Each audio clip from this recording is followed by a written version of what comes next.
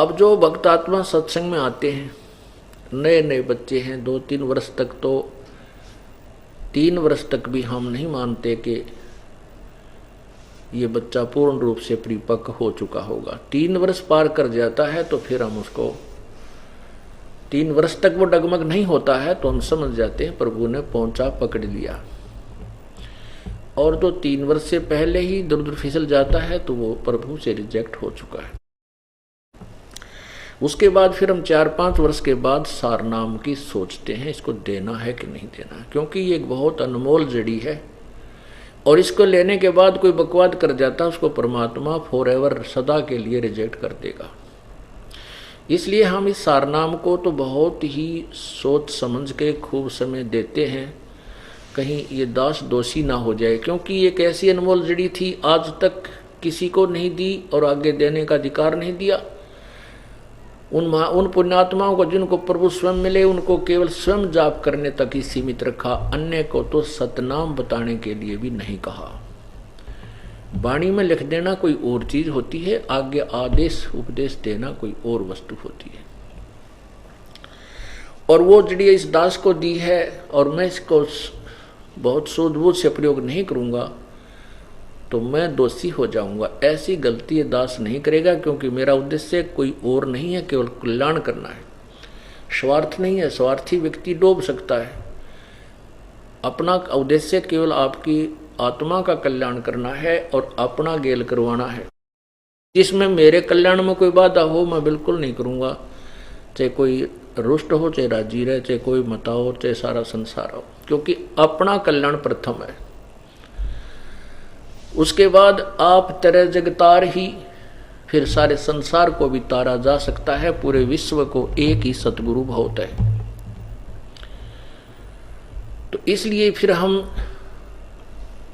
सारनाम देते हैं, और सारनाम के बाद फिर सार शब्द की बारी आएगी। देखो, परमात्मा पाना है, मालिक के पास जाना है, ये कोई बालकों का खेल नहीं है। ठीक है, जो तुम पुण्य कर रहे हो, भक्ति कर रहे हो, ये व्यर्थ नहीं जाएगा, ये तो आपको आपके साथ मिलेगा, ये तो मिलेगा ही मिलेगा। क्योंकि जो अन्य साधनाएं भक्त कर रहे हैं संतों के पास, वो तो कति व्यर्थ है, वो तो सीधे भूत बनेंगे, अन्य योनियों में जाएंगे। और आपको जो सतनाम तक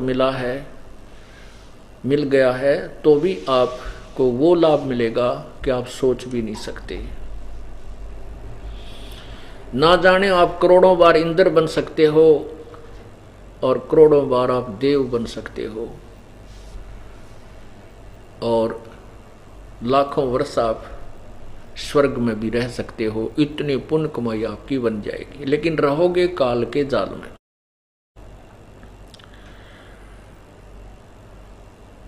और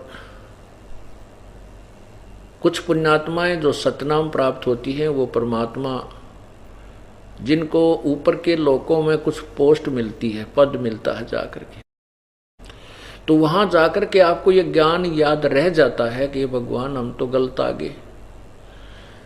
परमात्मा की वो अमर वाणी जो गुरुजी बताते थे विधान, वो तो सारा ही सत्य है।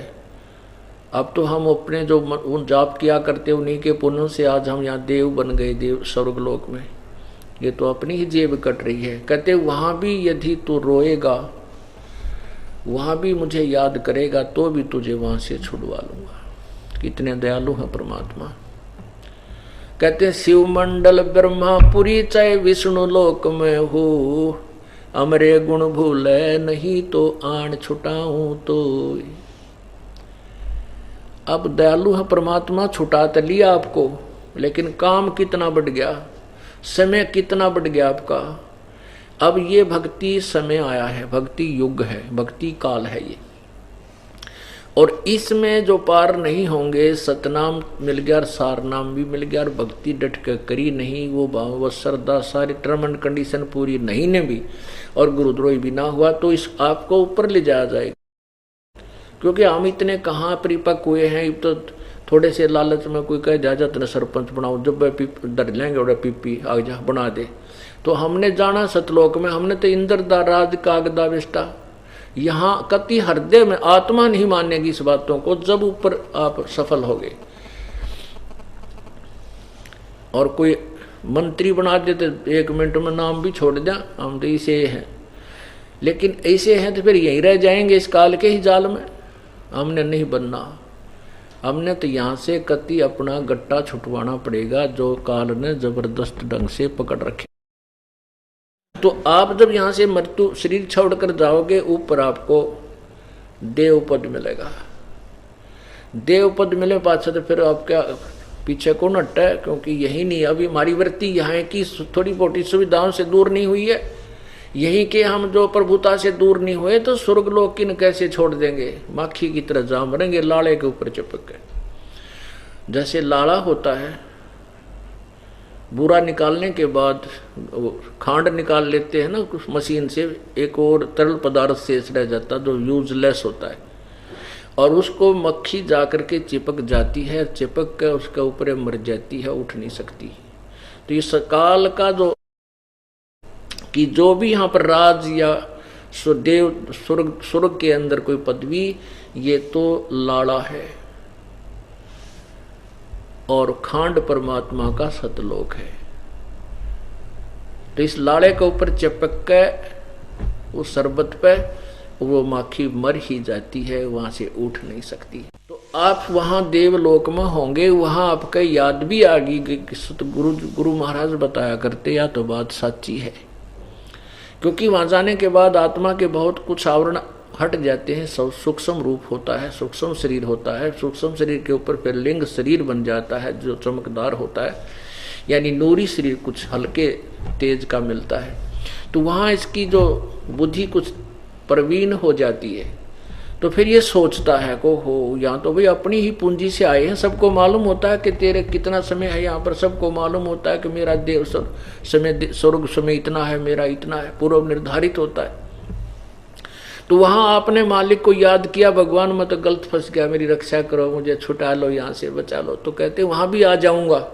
तो उनको छुटवा करके यहाँ परमात्मा का एक राजदूत भवन की तरह अपना एक लोक है जो इन सब से गुप्त है।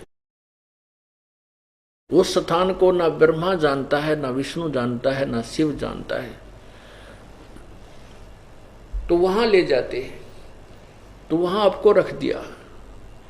इतने दयालु हैं, वहां आपकी कोई अपने पुण्य कमाई समाप्त नहीं होती, प्रभु के भंडार से आपको सब कुछ प्राप्त होता है। फिर वो क्या होगा कि कभी किसी युग में फिर कलयुग में आपको जन्म देगा भगवान, और फिर जन्म प्राप्त करते हुए आपको मानव शरीर देगा। जैसे आज से 600,000 वर्ष पहले आपको जन्म देना शुरू कर दिया, क्योंकि आपके पुण्य या मंत्र की कमाई सतनाम की इतनी बन गई कि इससे आपको सैकड़ों मनुष्य जन्म भी मिल जाएंगे। जिसने 3 वर्ष सतनाम का जाप कर लिया, उसके इतने मनुष्य शरीर बन जाएंगे, सैकड़ों कंटिन्यूस मनुष्य जन्म भी प्राप्त हो सकते हैं। फिर उनका फायदा क्या, उनका यूज ही क्या। अब हमने हर तरह से परमात्मा पूरा इतिहास आपके समक्ष रखवा रहा है। अब आपने सोचना है, इसके अंदर लाभ और हानि आपने स्वयं देखनी है। उससे आपको इतना लाभ होगा कि मनुष्य शरीर मिलेगा। इतना दयालु है परमात्मा कि आपकी जो कमाई बना दी है, इसमें से आपको इतने मनुष्य जीवन मिलेंगे। और मनुष्य जीवन मिलेगा तो अन्य प्राणियों से तो फिर भी आप तुलनात्मक कंपेरेटिवली ठीक ही जीवन गुजार करोगे। लेकिन संकट व झोंके तो रहेंगे। कदे बेटा मर गया, कोई बेटी मर गई, कोई पुत्री विधवा होगी, कदे बालक मर गए, कहीं आप मर गए। ये समस्याएं फिर साथ रहेंगी। आपदाएं आएंगी, बीमारी होगी, रोगी होगे, टांग कट गई, पता नहीं क्या दुख, ये साथ साथ चलेंगे। हाँ, उसमें इतना लाभ आपको रहेगा कि कभी फिर ये भक्ति युग, जैसे अब भक्ति काल चल रहा है, भक्ति समय, इसमें वो पुण्यात्मा जो कभी पहले प्रभु कबीर परमेश्वर के समय में आज से 600 वर्ष पहले रही थी, क्योंकि वो इतना दयालु है कि ये जन्म मनुष्य जन्म देने शुरू कर दिए तो फिर इसके अक्षीण होने शुरू हो जाते हैं। पुण्य। तो 600 वर्ष पूर्व आकर के परमात्मा आपको पत्थर मंत्र दे करके फिर भक्ति, इतना भक्ति युक्त कर गए कि आपके और मनुष्य जीवन कंटिन्यूस एक्सटेंड हो जाए, बढ़ जाए। तो वो प्राणी जो आज से 600 वर्ष पूर्व और उससे पहले कभी किसी कलयुग या सतयुग में, क्योंकि सतयुग त्रेता द्वापर त्रेता इनमें तो परमात्मा की शरण में ये प्राणी बहुत ही कम आते हैं। और जैसे वही पुण्यात्मा जैसे आप में से बचे हुए को स्वर्ग सतयुग में जन्म मिलता है, जो परमात्मा ने अपने कोटे में रख लिए उनको सतयुग में भी जन्म देता है, क्योंकि उस समय ये प्राणी दुखी नहीं होते। और उस समय बहुत पुण्यकर्मी प्राणियों को ही मनुष्य शरीर मिलता है। तो काल इसका दुरुपयोग करता है कि उस समय सब में सिद्धियां होती हैं, उनके अंदर समाधि लगती है, ध्यान लगता है, वातावरण शुद्ध होता है, शरीर लंबी उम्र होती है, पत्नी से पहले पति नहीं मरता, अर्थात इतनी पुण्यकर्मी स्त्रियां होती हैं, उनको वो विधवा नहीं होती, इतने अच्छे भगवान वो पुरुष होते हैं कि उनकी आयु लंबी होती है। तो वहां से जन्म होते होते, क्योंकि सतयुग में फिर इतनी सुविधाएं हैं तो कौन भगवान बजे। उससे पहले काल उसको इतना मिसगाइड करवा देता है सबको कि ये उन्हीं साधनाओं को और यथार्थ मानकर करते रहते हैं। और जो घर में सुख है, शरीर में सुख है, परिवार में सुख है, उसको वर्तमान कर रही साधना से ही वो मानते हैं। इतने नालायक बन जाते हैं। और जबकि वर्तमान में उनकी साधनाएं शास्त्र विरुद्ध होती हैं और पूर्व निर्धारित संयोग से ही आपको संस्कार से सब कुछ मिल रहा होता है, वो उस समय उसको भी भूल जाते हैं। हम ऐसे ही हैं, ये बिल्कुल सत्य है। तो इसलिए सतयुग त्रेता द्वापर में हम विशेष रुचि प्रभु की तरफ नहीं करते, भक्ति करते हैं जो हमें परंपरागत मिल चुकी है, वेदों या कोई गुरु जैसा मिला है उसी के आधार पर हम करते रहते। लेकिन हम सुखी इसलिए होते हैं कि हमारे पुण्य साथ होते हैं।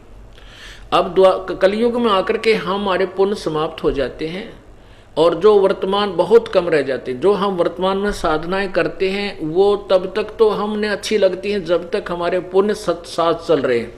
उन पुण्यों के कारण हमें नौकरी भी मिल गई है, ब्याह भी हो गया, लड़का लड़की भी हो गए, उनकी भी अच्छी शादी शुद्धि होगी, अच्छी तरह ब्याह दिए, घर में पोता पोती भी होगी, और फिर होगी कैंसर। अब पुण्य चले तब तक तो ठीक रहा, कैंसर होगी जब गिगी बंदगी, पैसे भी ला लिए, डॉक्टरों के भी जा लिए, और फिर कहाँ चलते हैं कि संतों को ढूंढो, किधर जाड़े लवानिया का फंस गए तो वो बेमौत मारेगा। लेकिन ये भी वो पुण्य पिछले संस्कार साथ आते हैं कि वो परम संत अगर वर्तमान में परमात्मा का भेजा कोई दास है वहां आ जाते।